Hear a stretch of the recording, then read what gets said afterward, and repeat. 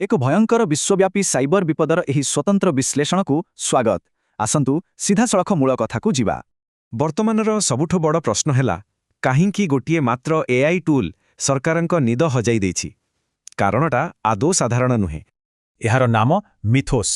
ଆମେରିକୀୟ AI company ଆନ୍ଥ୍ରୋପିକ୍ ଦ୍ୱାରା ନିକଟରେ ହିଁ ଏହି ଅତ୍ୟାଧୁନିକ ଟୁଲ୍ ବିକଶିତ ହୋଇଛି। ଆଶ୍ଚର୍ଯ୍ୟର କଥା କ'ଣ ଜାଣିଛନ୍ତି?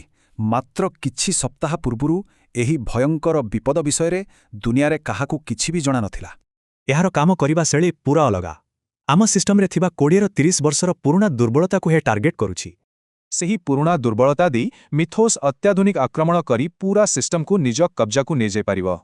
ସେଥିପାଇଁ ତ କେବଳ ସରକାର ନୁହନ୍ତି, ବଡ଼ ବଡ଼ ବ୍ୟାଙ୍କ ଏବଂ ବ୍ୟବସାୟ ପ୍ରତିଷ୍ଠାନଗୁଡ଼ିକ ଏବେ ଗୁରୁତର ବିପଦରେ ପଡ଼ିଛନ୍ତି।